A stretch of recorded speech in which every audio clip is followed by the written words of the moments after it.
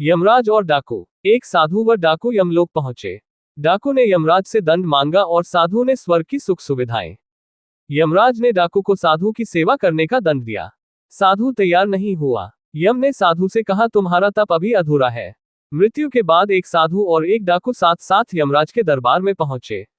यमराज ने अपने बहीखातों में देखा और दोनों से कहा, यदि तुम दोनों अपने बारे में कुछ कहना चाहते हो तो कह सकते हो। डाकू अत्यंत विनम्र शब्दों में बोला, महाराज, मैंने जीवन भर पाप कर्म किए हैं। मैं बहुत बड़ा अपराधी हूं। अतः आप जो दंड मेरे लिए तय करेंगे मुझे स्वीकार होगा। डाकू के चुप होते ही साधु बोला, महाराज, मैंने आजीवन तपस्या और भक्ति की है। मैं कभी असत्य के मार्ग पर नहीं चला। मैंने सदैव सत्कर्म ही किए हैं, इसलिए आप कृपा कर मेरे लिए स्वर्ग के सुख साधनों का प्रबंध करें। यमराज ने दोनों की इच्छा सुनी और डाकू से कहा, तुम्हें दंड दिया जाता है कि तुम आज से इस साधु की सेवा करो। डाकू ने सिर झुकाकर आज्ञा स्वीकार कर ली।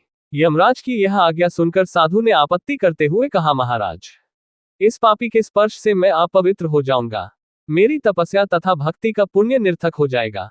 ये सुनकर यमराज क्रोधित होते हुए बोले, निरपराध और भोले व्यक्तियों को लूटने और हत्या करने वाला तो इतना विनम्र हो गया कि तुम्हारी सेवा करने को तैयार है, और एक तुम हो कि वर्षों की तपस्या के बाद भी अहंकारग्रस्त ही रहे और यह न जान सके कि सब में एक ही आत्मतत्व समाया हुआ है।